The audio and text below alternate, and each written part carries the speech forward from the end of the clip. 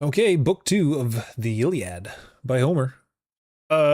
Chapter 1 is basically Achilles and Agamemnon just beefing over a girl, and you know, Achilles had a girl, earned it from some fight, who was the daughter of some other guy, and then Agamemnon's like, nope, or no, Agamemnon had her, and then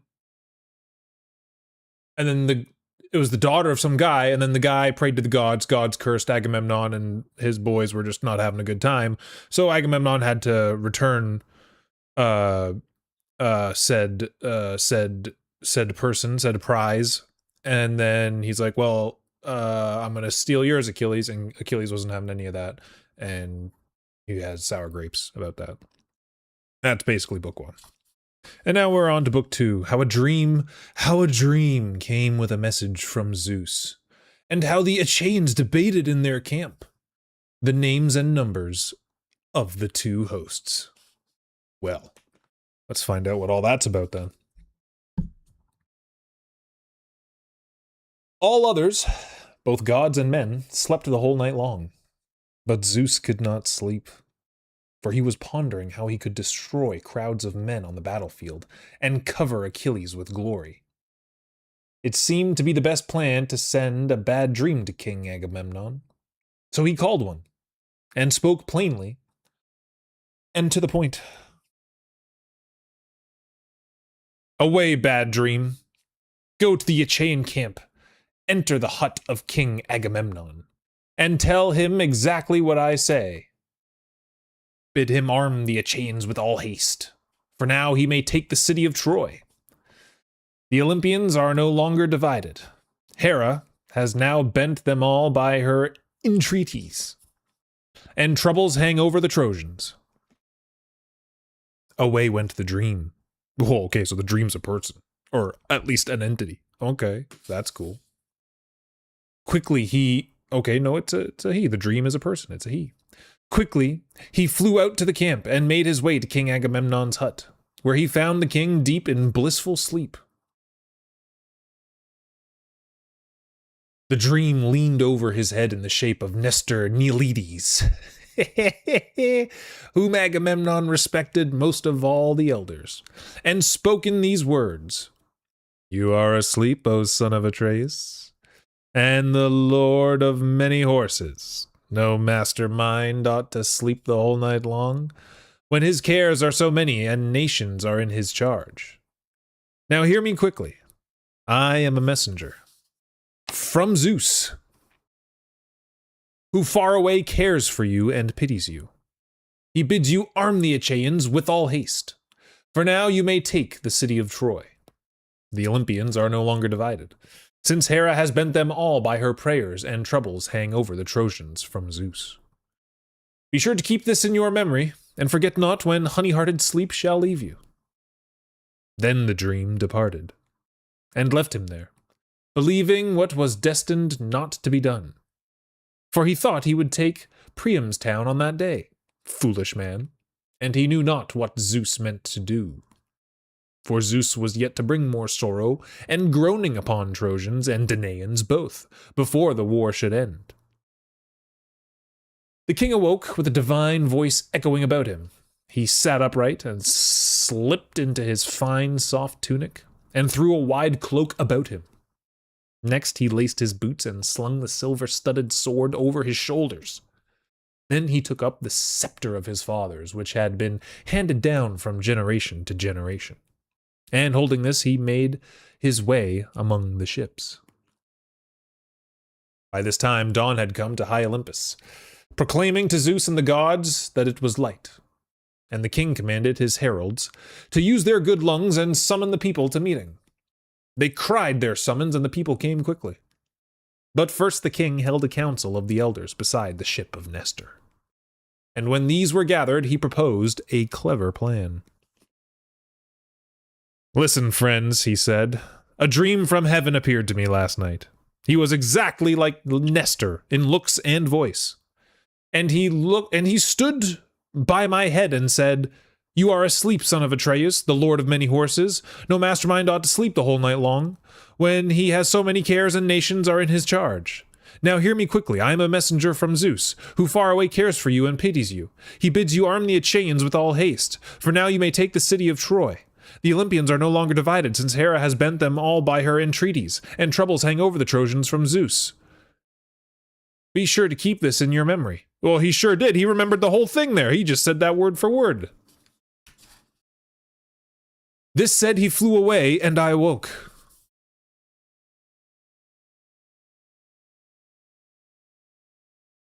Well then, see if we can get the men under arms.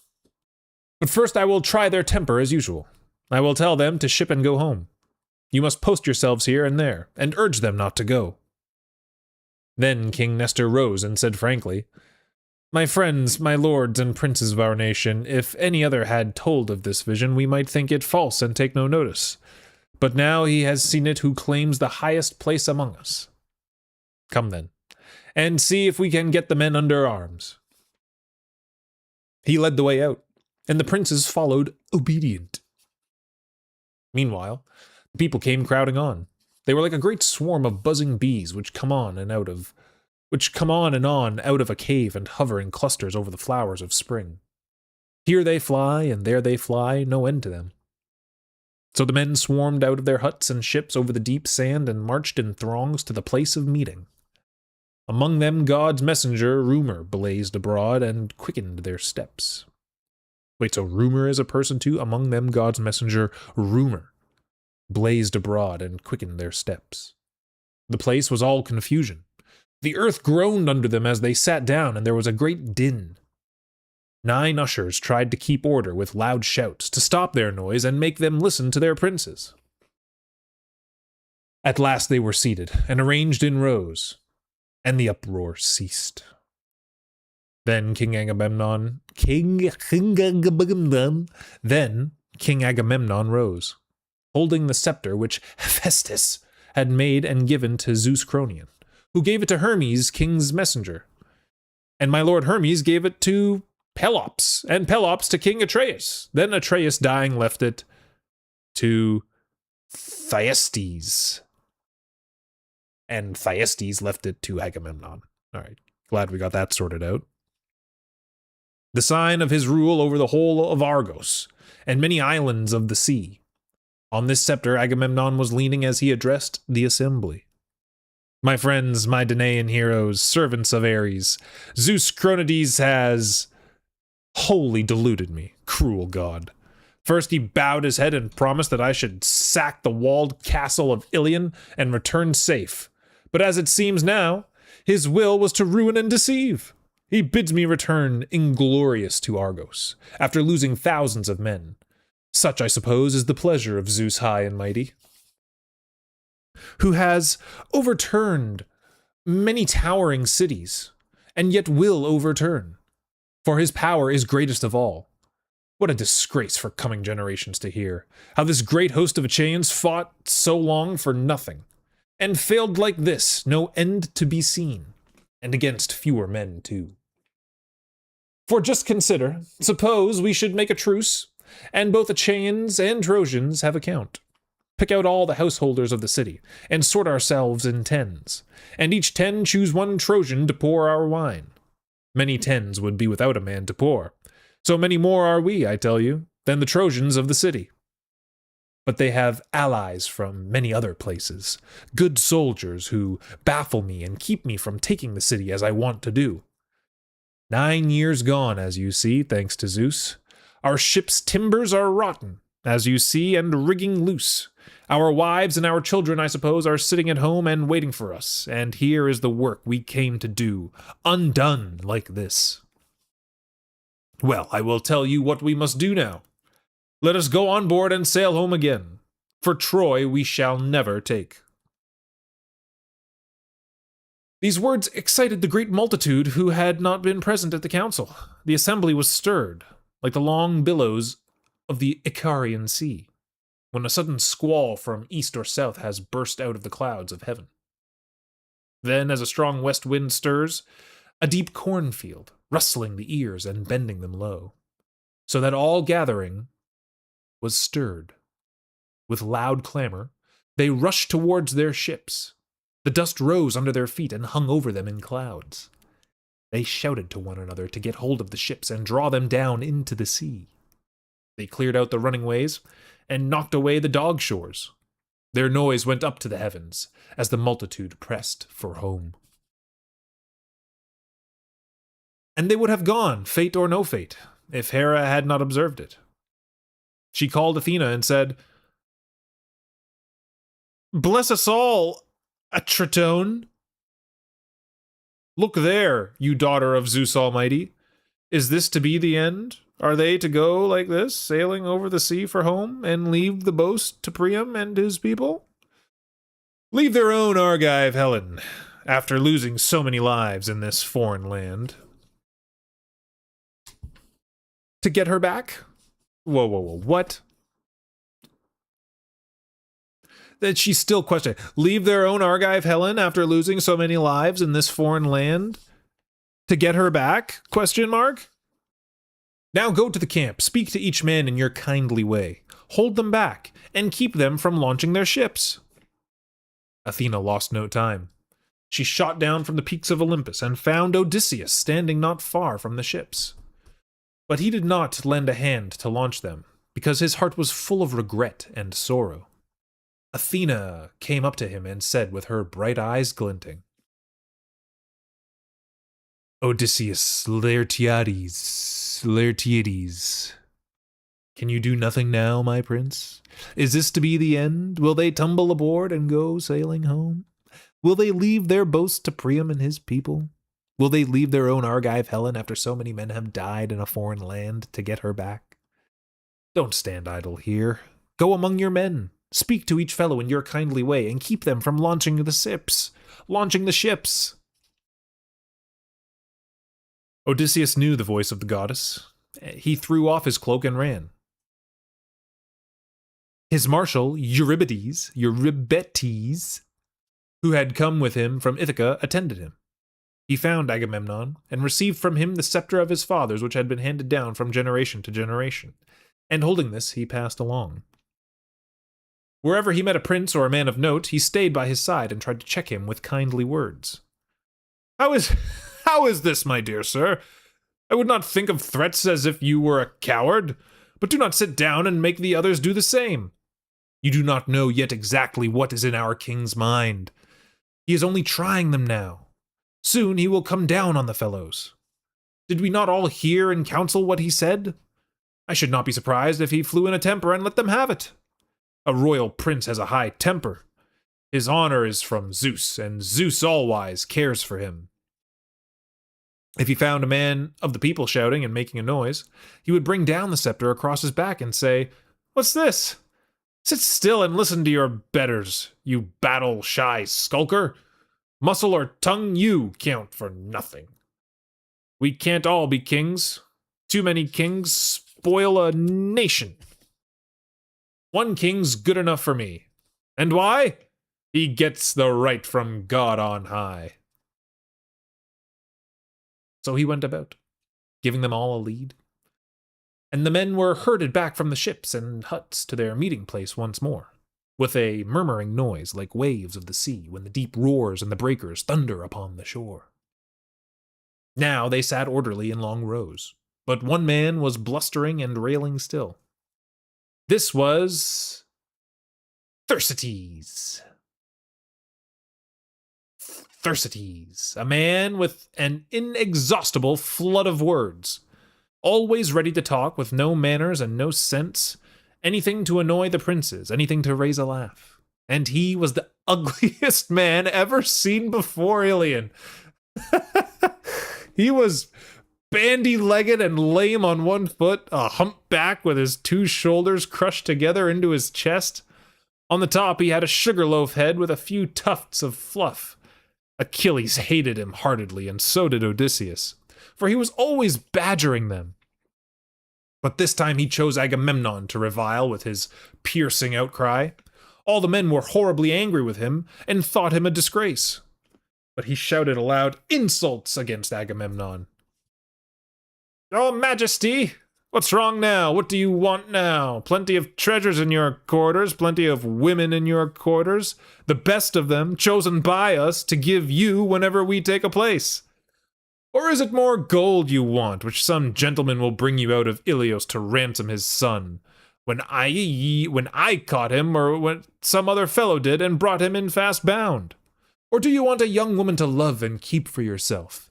It's not the proper thing for the master to drive his men into trouble. You fellows are all softies, disgraces, a lot of women, not men at all. Let us make sail for home and leave this man in the place to digest his gorge of prizes. Let him see whether we are any help to him or not. Look now, he has insulted Achilles, a much better fellow than he is. Took his prize and keeps her. Robbed the man himself. But there's not an angry thought in Achilles. He is a gentle one. Or else, your majesty, this would be your last outrage. Yeah, he really did let Agamemnon have it. There was a fine ranting speech against Agamemnon, king of men. Odysseus was by the man's side in a moment, and frowned as he mercilessly told him off. You are a great orator, Thersites, we know, ready to say anything. But hold your tongue now. You had better not defy princes in a minority of one. I declare you are the vilest man of all those whom our royal captains brought to Ilios. Then you should be the last man to take a king's name in your mouth, and pour out insults on him, and think of going home. We do not know yet clearly how things will turn out. Oh, Odysseus, ever the optimist. Whether good or evil, we'll go with our homeward voyage. Oh boy, is he in for a homeward voyage. And so you sit here and revile my lord King Agamemnon because the fighting men give him a handsome share of the spoil. A regular jeering speech. Listen to me, and don't make any mistake about it. If I find you playing the fool again like this, may the head of Odysseus no longer sit on his shoulders. May I no longer be called the father of Telemachus. If I don't strip the clothes from your body, strip off the cloak and shirt that cover your nakedness, and send you off to the ships roaring with pain after a good sound drubbing. With this, he brought down the scepter with a whack between the man's shoulders.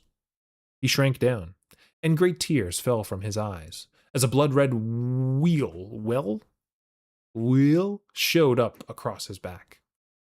He sat down terrified, and wiped his eyes with a helpless look, in great pain. Then all forgot their troubles, and burst into merry laughter, and you might hear one say to another, Odysseus has done us many a good turn. Good lead in the council, good lead in the field, but he never did us a better turn than this. Now he has stopped this damned word-slinger from his speechifying. I don't think he will pluck up courage to rail at kings again with his foul tongue. Such was the common talk when Odysseus rose, holding the royal staff. And by his side Athena, in the likeness of a herald, called for silence, that all might hear from front to back and understand what he said. Then Odysseus gave them some good advice. My lord king, he said, these men, as you see, wish to make you the most contemptible of mankind. And they will not keep the promise which they made when they set out from Argos, that you should destroy Ilios before you returned. They are like so many little children or widow women, weeping and wailing together, that they want to go home. Indeed, there is hardship enough here to make one go home disgusted. If a man has to stay 1 month from his wife, he is impatient when his ship cannot get out for the winter storms and the raging sea. But here we have the 9th year at the turn, and still we stay. So I cannot find fault with the men, if they are impatient. But all the same, it is disgraceful to stay long and then to return empty. Bear it, my friends, stay a little while, and let us learn whether Calchas tells the truth or not. One thing we know well, and you are all witnesses, all whom fate has not carried away.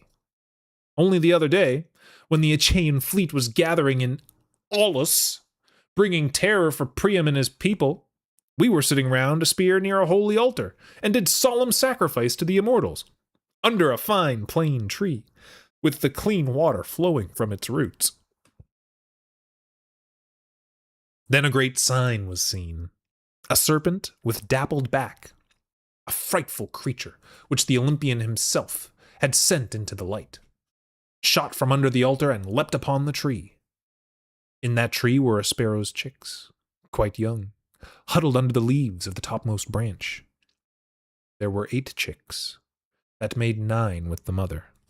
What is this farmhouse mathematics here? Then the serpent swallowed the oh dear. Then the serpent swallowed the chicks, chirping piteously.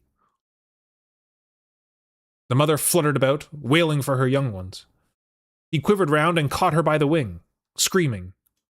As soon as he had swallowed the chicks and the mother, God made him disappear, as he had made him appear, turned him into stone.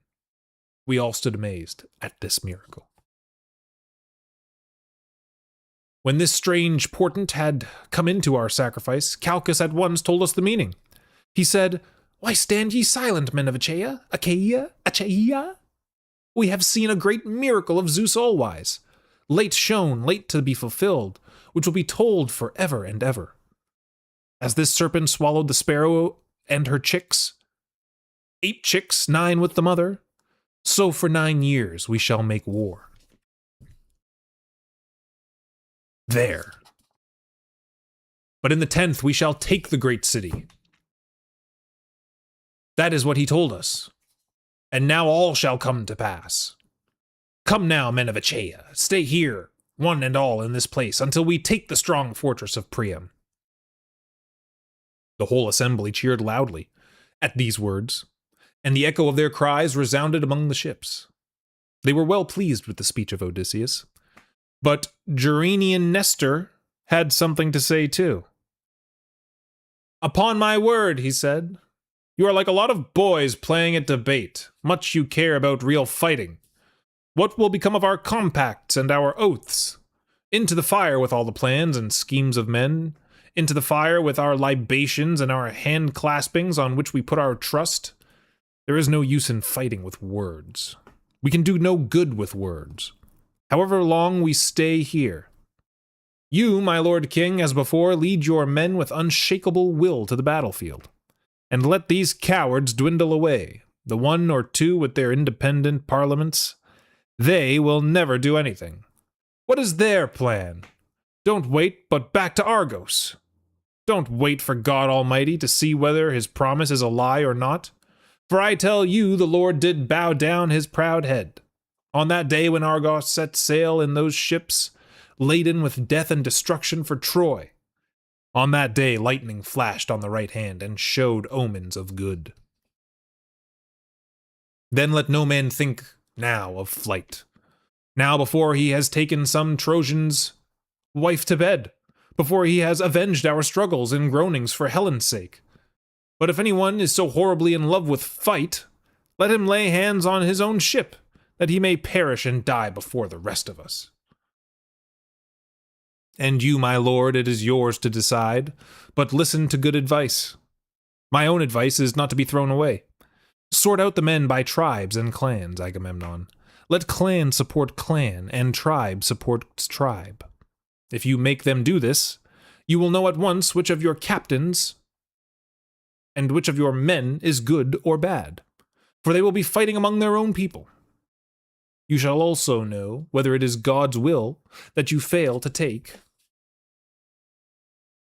the city, or the cowardice of the men and their folly in the field." Agamemnon answered, "I declare, sir, once more you show yourself best in debate out of all the nation. O Father Zeus, Athena, Apollo, if I only had 10 such counselors in the nation. Soon that city of King Priam would bow her head, stormed and sacked by our hands. But trouble and sorrow is my lot. Zeus Cronades Almighty,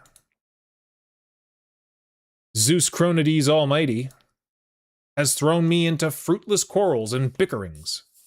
Here I am, and Achilles, fighting about a girl, railing at each other. And I began it. If we can only make it up, there will be no delay, not one moment. Troy will be done for. Now then, men, dismiss for your meal, and let us make ready for battle. Sharpen your spears, each man. Look to your shields. Give the horses a good feed. See that the chariots are all right. Let war be the word. This whole day is for hard fighting, for there shall be no truce, not one moment, until night shall come and part the furious hosts. Sweat shall run over many a chest under the strap of his covering shield. Many a hand shall tire in grasping the spear. Sweat shall bathe the horse's flanks as he pulls the tight car. And if I see any one shirking the fight and dallying beside the ships, he shall have no hope to escape the carrion dogs and vultures.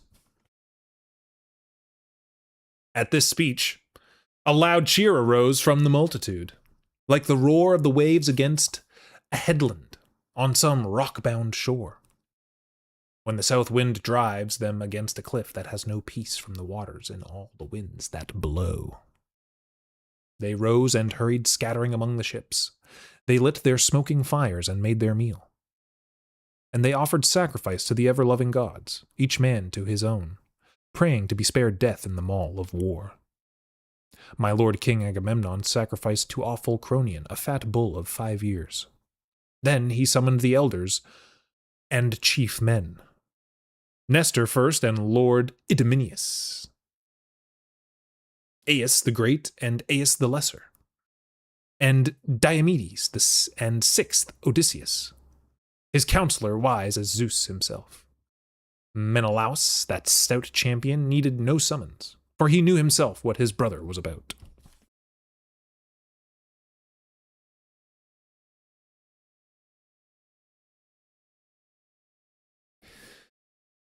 These all stood round the bull and picked up the barley grains, while my lord Agamemnon uttered the prayer.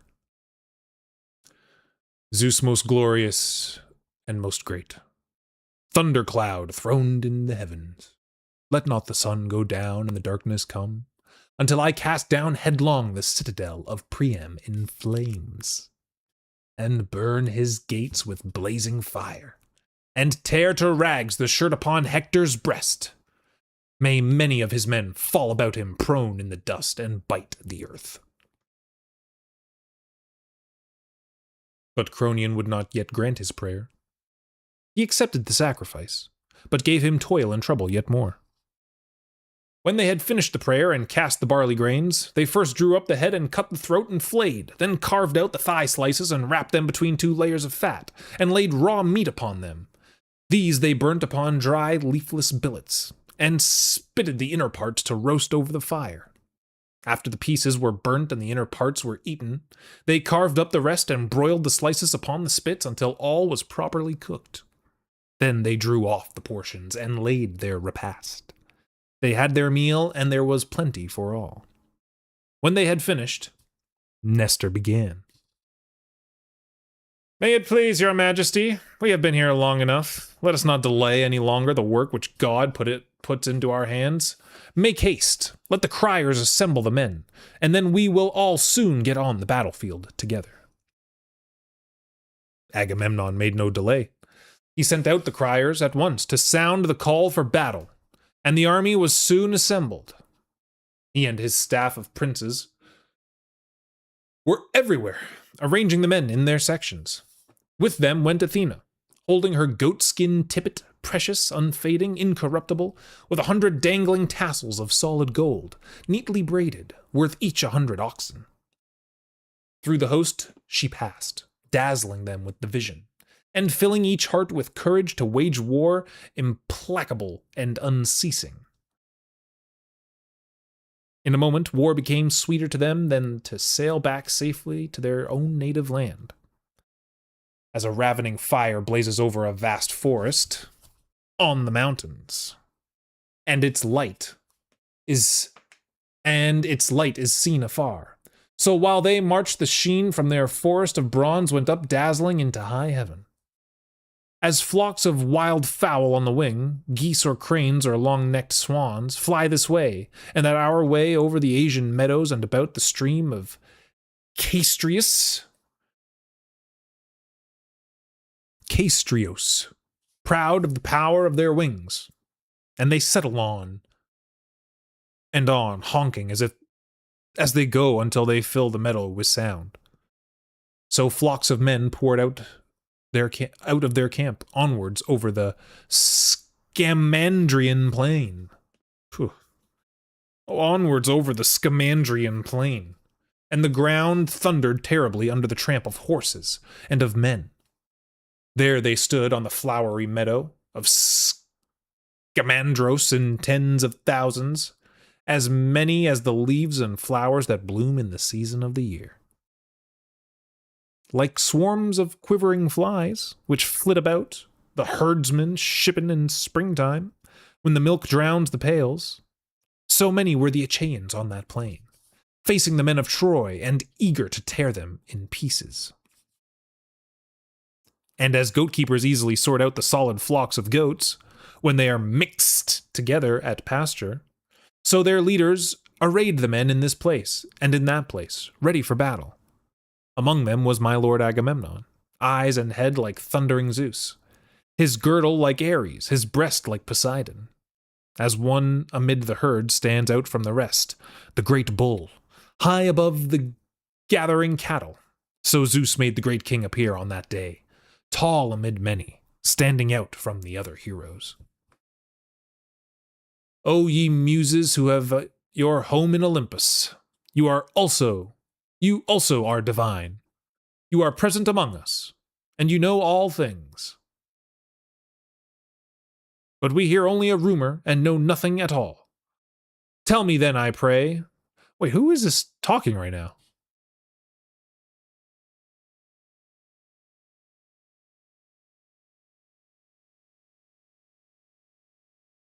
Who is that?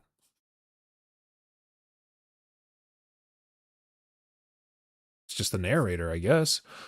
Tell me then, I pray, who were the leaders and lords of the Danaans? For the common men I could never tell and never name, not if I had 10 tongues and 10 mouths, a voice that could not tire, lung of brass in my bosom, unless the Olympian muses, whose father is Zeus Almighty, should call to mind all those who came to Ilios. Well, I will name the captains of the fleet and number all their ships. Oh, here we go. Here we go. It's a bunch of names. Get ready. And we actually have a pronunciation guide in the back of this book.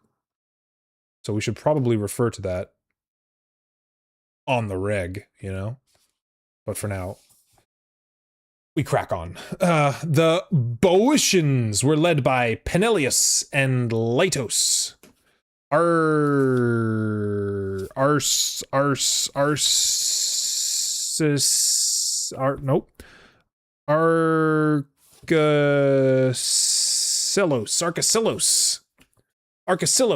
and Prothenor, and Clonius. These came from Hyria and rocky Aulis, from Scoinus and Scolus, from hilly Itinios, from Thespia, Graea, and widespread Mycalessus, from the districts round Harma, Elysian, and Erthrae, from Elion, Hyle, and Paetion, Ochle, and the well-built fortress of Midian, from Copai and Eutrasis and Thisbe, with its flocks of doves, from Corenia and grassy Haliartos, from Plataea, and Glissus, from the well-built fortress of Hypothabe, and from the sacred Onchistus, the glorious grove of Poseidon, from grape-clustered Arn and Medea, from Nyssa the divine and Anthedon lying upon the coast. From these came 50 ships, and in each 120 Boeotian lads. Oh my god. We're just getting started. There were those who dwelt in Aspledon and Minion, or Comenos, led by Ascalaphus and Elemenus, son of Ares. Their mother was Astyache, a maiden of high rank. Their father was mighty Ares, who lay with her in secret. Oh, she bore her sons in her upper chamber in the house of actor Asiades.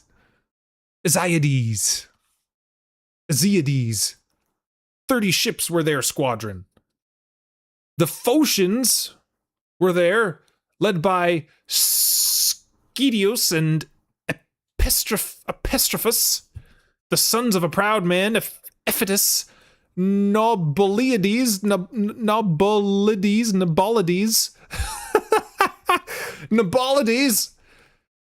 These came from Saparsisos, and Rocky Python, Chrysa the Divine, and Daulis and Panopius. Others came from Anemoria and Hyampolis, or lived along the noble river Cephasus, or at Lilia, beside the noble springs of Cephasus, 40 black ships were in this command. Their captains kept their lines of battle close on the Boeotian left. The Locrians were led by runner Aias, King Oileus' son. The lesser Aias, not so big as the Telamonian, far smaller indeed. He was quite small, and wore a linen corselet. But with spear he excelled all the Hellenes and Achaeans. These men came from Sinos and Opois and Calirus, from Bessa and Scarphi and lovely Ugui, from Tarphi and Thronian, beside the streams of Boagrius.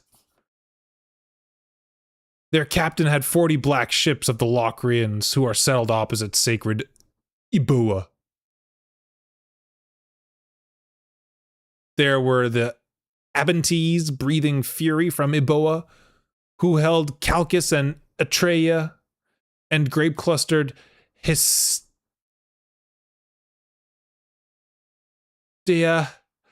Cerinthos by the sea, and the steep castle of Dios, with those of Charistus and Styra, all led by Elephanor, Chalcodontiades,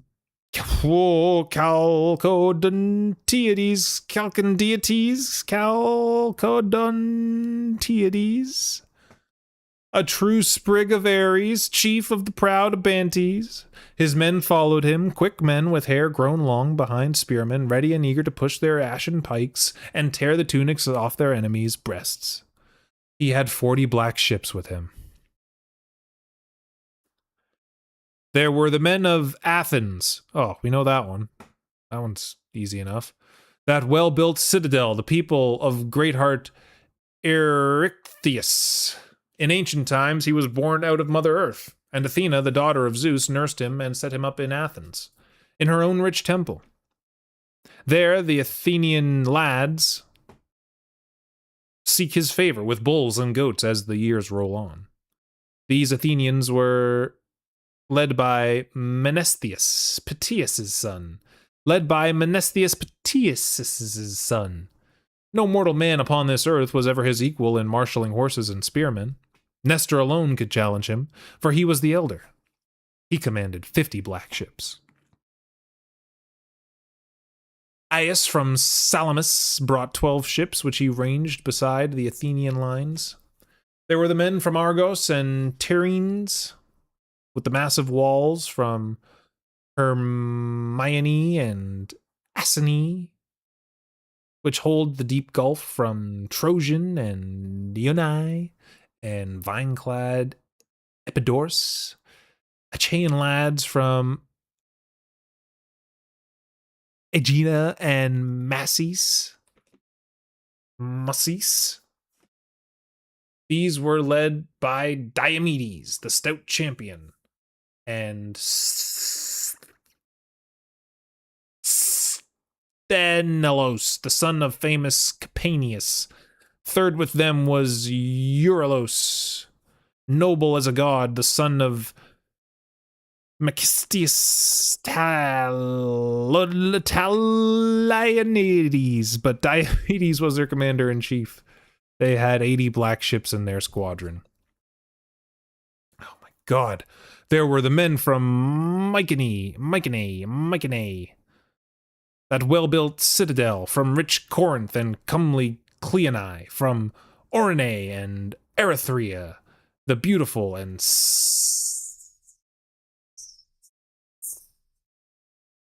Scion, where Gonosa from Pellene and Aegean, from all Aegialus and wide Halace. These were led by King Agamemnon Atreides. 100 ships. His men were the most and the best of all, and he was among them himself in bronze armor, proud and conspicuous, because he was the best and his people the most. There were the men from Lacedaemon, with its wide valley and long ravines, from Pharis and Sparta and dove-haunted Messi, from Reissue and beautiful Ugue, from Amyclae and Helos, the castle by the sea.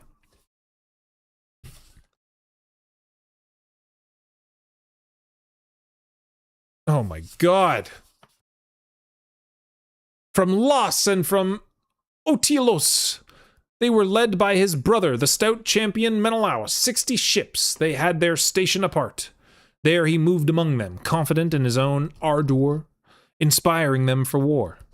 His dearest wish was to avenge his passion and groanings for Helen's sake. There were the men from Pylos and lovely Erinyes, and Thyron, the ford of Alpheus, and well-built Api from Carparcius.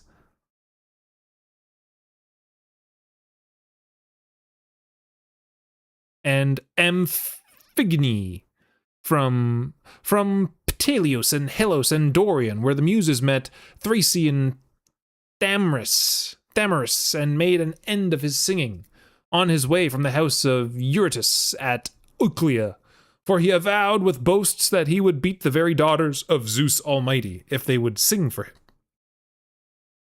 Then they were angry and maimed him. Took away his inspired song and made him forget his harping. Oh, brutal.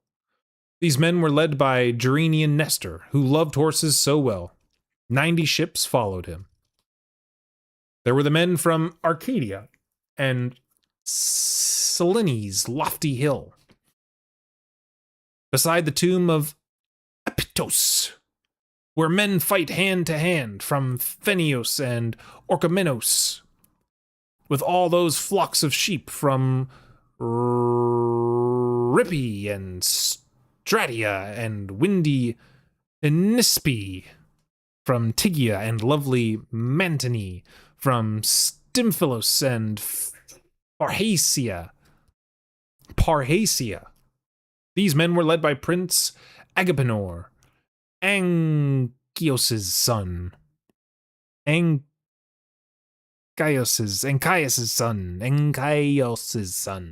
60 ships, in each were embarked many Arcadian men, well acquainted with fighting. Their ships were the gift of my lord King Agamemnon himself, well built and fit to traverse the Purple Sea, for seafaring was not their business.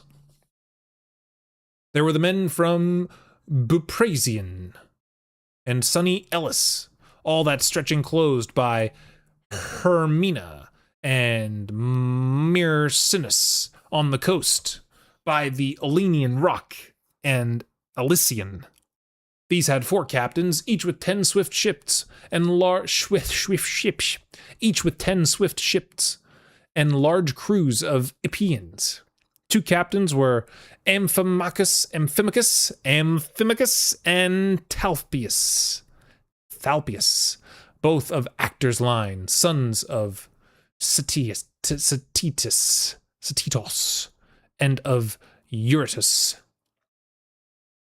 One was the mighty Diores Emerncius' son. The 4th was the noble Polyxenus, the son of my lord Agasthenes, Augus's son. Everyone's the son of some other guy's son of some other guy's son. These were the men from Dulichian and sacred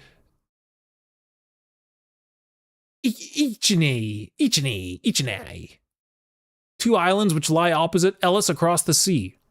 These were led by Megas Philides,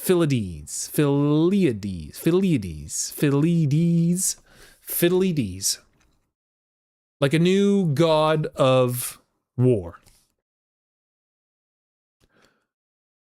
Phyleus, his father and famous horsemaster whom Zeus loved, had passed over to Dulichian when he quarreled with his father. Megas had 40 black ships. But Odysseus led the proud Cephalenians, who were settled in Ithaca and Neriton with its quivering trees, in Crocelia and rugged Aegyptus, and Zacynthus, and in Samos all about. And they held the mainland opposite these islands. These were all under Odysseus, a man wise with the wisdom of Zeus himself. 12 ships he had, all with vermilion cheeks. The Aetolians were led by Thous Andraemon's son, those who came from Pleuron and Olenus and Pylene, from Chalcis by the seashore and rocky Calydon. For the sons of proud Oeneus were no more, nor he himself, and red-headed Meleagros was dead, whose lot had been to rule over the Aetolians. Thoas had 40 black ships. The Cretans were led by Idomeneus, the famous spearman. They came from Snossos and Gortys, the walled city, from Lyctus,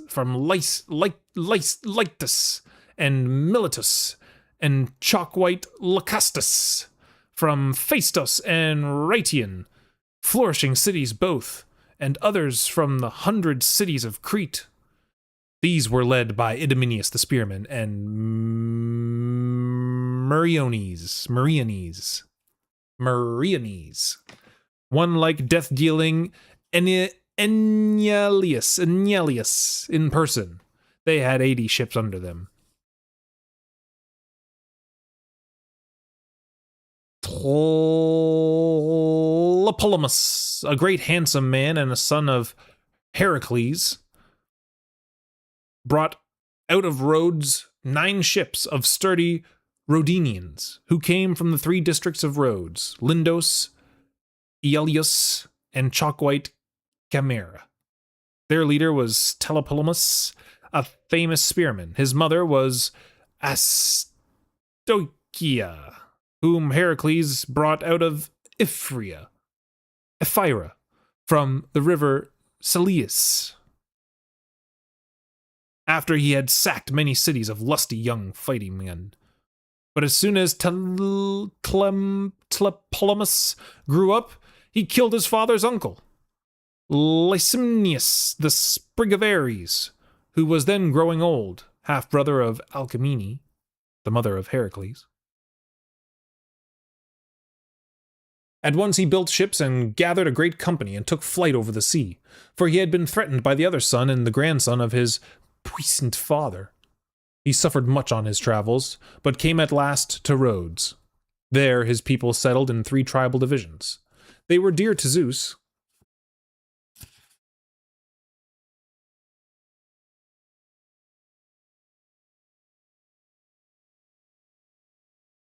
and the lord of both gods and men, and he poured out infinite wealth upon them.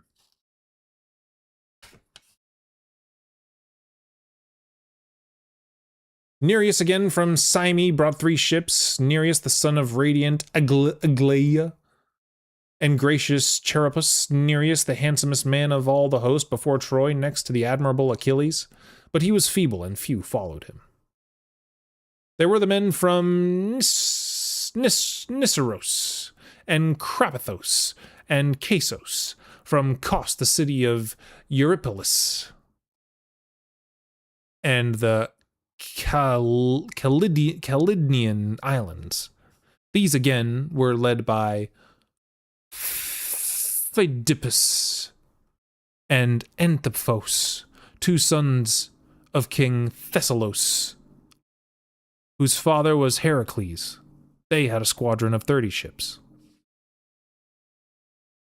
Now again there were those from Pelasgian Argos, from Argos and Alope and Trechis, from Phthia and Hellas, the land of lovely women. These were named Myrmidons and Hellenes and Achaeans. There were 50 ships of these led by Achilles. But these had no mind for the din of battle, when there was no one to lead them to their place. For Prince Achilles lay idle beside the ships, angry for the loss of beautiful Briseis,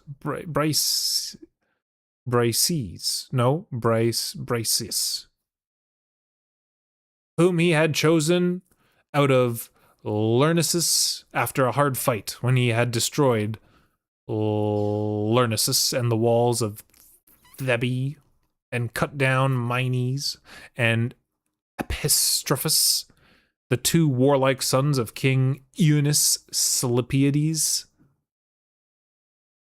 That is why he lay idle in sorrow, but he was soon to rise up again. There were the men from Phylace and flowery Pyresus, the precinct of Demeter, from Iton, the mother of sheep, from Antron by the seashore, and Pteleus in the grassy meadows. These again had been led by Protesilaus, the warrior, while he yet lived. But by that time he was deep in the black earth. His wife was left in Phylace, tearing her 2 cheeks for woe, with the house only half finished. He had no son whose birth would have completed the house. Okay. He was killed by a Dardanian as he leapt ashore first of all the Achaeans, yet the men were not leaderless, though they missed their leader, but they were taken in charge by Podarces, a true sprig of Ares, son of Iphicus Phylacides, the master of many flocks, own brother to proud Protesilaus, but younger. Protesilaus was older and a better man of war, but the men did not want a leader, although they missed the good man they had lost. He had 40 black ships in his squadron. There were the men from Pherae, beside the Boebian lake, and the Biobe and Glaphyrae, and well-built Iolcos. These in 11 ships were led by Eumelos, the beloved son of Admetos, whose mother was the noble Alcestis and lovely Pelias' daughter. There were the men from Methone and Thamesia, from Meliboa and rugged Olizon, led by the master bowman Philoctetes in 7 ships. 50 oarsmen were in each ship, all expert with bow, but Philoctetes lay in an island suffering dreadful pain. In sacred Lemnos, where they had left him behind, tormented by a horrible wound from a poisonous serpent. There he lay in suffering. But the Argives were soon to remember my lord Philoctetes. Nor were his men leaderless, though they missed their leader, but they were taken in charge by Medon, the bastard son of Oileus and Rene. There were the men from Tricca and Ithome amid the hills, and from Oicalia, the city of Eurytos. These were led by the two sons of Asclepius, Podalirius, and Machaon, good physicians both. Their squadron was 30 ships. There were the men from Ormenios, and from Fountain Hyperia, and from Asterion, and the white crags of Titanos, led by Eurypylus, the fine son of Euaemon. 40 black ships were his. There were the men from Argissa and Girtoni, from Orthe and Eloni, and white Aluson.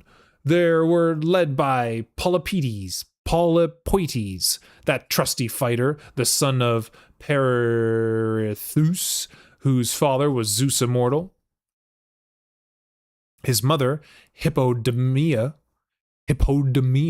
convinced him that very day when Perithous punished the shaggy monsters, the centaurs, when he drove them out of Pelion away to the Aethekes.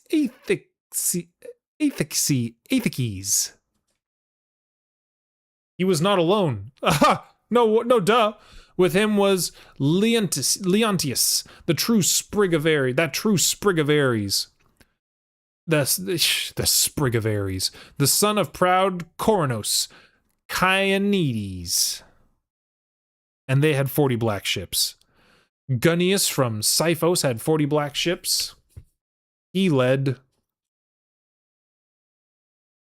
the Erinyes and the trusty Paraboi, who came from cold, stormy Dodona, and from the farms beside the delightful Titaresios, which pours his floodwater into Peneos. The water does not mix with the silver eddies of Peneos, but runs above it like olive oil, for it is a rivulet of Styx, that awful oath. The oath of the immortal gods was taken in the name of Styx. Okay. The Magnesians were led by Pruthus, the runner, son of Teuthridon. Those from the banks of Peneos and from leaf-shaking Pelion. 40 black ships were with him. These were the leaders and lords of the Danaans, but which was the best of these? The best among horses and best among men in all the Achaean host? Horses, the best by far were those of Pheretiades, Admetos. Guess that's his stage name. Which Eumelos drove swift on the foot as birds, of one coat and one age, level as a builder's rule, across their backs. Apollo's silver bow bred them in Peria. Mares both, bringing them the terror of war. Of men, the best by far was Telamonian Aias. While Achilles was angry, for Achilles was first of all, and so were the horses which drew the admirable Achilles. But he lay idle beside the ships, enraged against my lord King Agamemnon, and his people on the seashore amused themselves with quoits and javelins and arrows. Their horses stood each near his own car, champing clover and marsh-grown parsley, while the cars were in the huts of their masters, well wrapped up. And the masters wandered about the camp, longing for their leader, out of the fight. So all this host went sweeping over the earth like a conflagration, with the ground groaned under their tramp. As when Zeus Thunderer in wrath lashes the ground round about Typhoeus, where he lies in Erema. So under their trampling feet the ground loudly groaned, and quickly they passed over the plain. But a messenger came to the Trojans, Stormfoot Iris, with a lamentable message from Zeus Almighty. They were in a conclave by the city gates. All assembled together, both young and old, Iris came near and spoke to Priam with the voice of his son Polites, who was the Trojan scout. He used to post himself on the barrow of old Asietes to watch when the enemy was coming out, and then ran back at full speed. Iris made her voice like his, and said to Priam, "Sir, you go on talking forever, as if we were still at peace. But here is war upon us, overwhelming war. Indeed, I have been in many battles already, but such a host, and so many men, I never did see. Like the leaves of the forest, or the sands of the seashore, they are coming over the plain to attack our city. Hector, you are the man I want, and this is what you must do.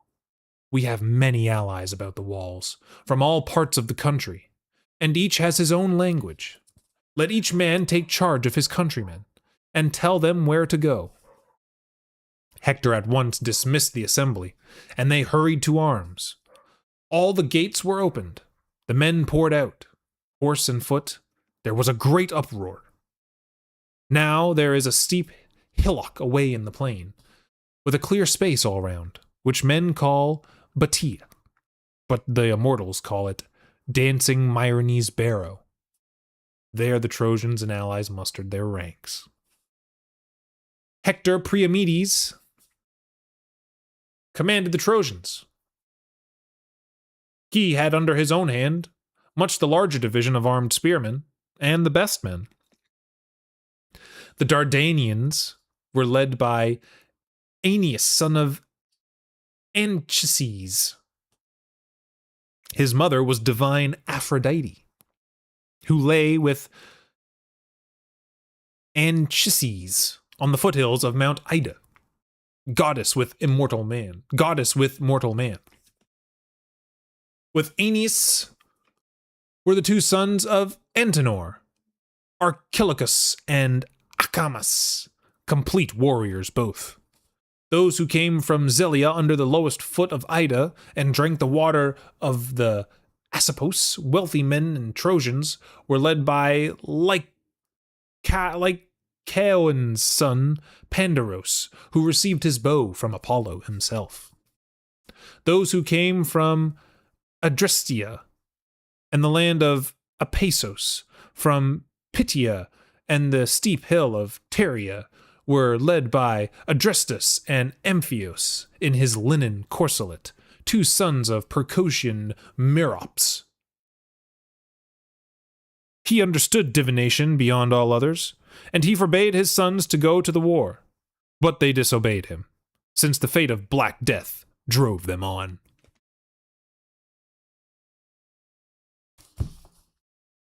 Those who came from Percote and Practian,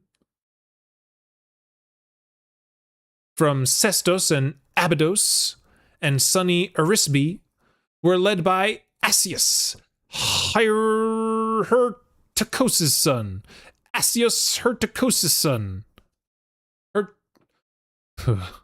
He came from Arisbe beside the river, Cilicia, driving great chestnut horses. Hippothous led the bands of Pelasgian spearmen, those who are settled in the rich soil of Larissa. Hippothous and Pyleus, that true sprig of Ares, the two sons of the Pelasgian Lethos Teutmus son. The Thracians were led by Acamas and Perus, and all those enclosed by the strong flowing Hellespont. Euphemus was the leader of the Ciconian spearmen. He was the son of Prince Trojanos Chiades.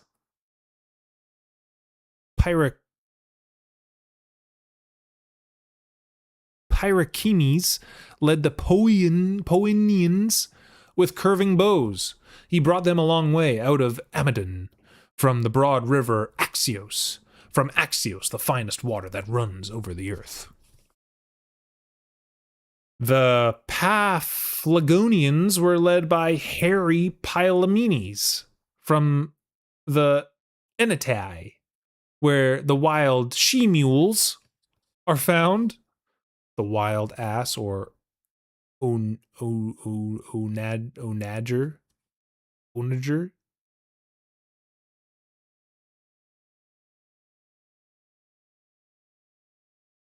Where the wild she-mules are found. They were settled at Kytaros and Sesamos about the river Parthenios, at Cromna and Aegilios and lofty Earthinoi. The Alazones were led by Odius and Epistrophus from Alabi, far away, where silver has its birth.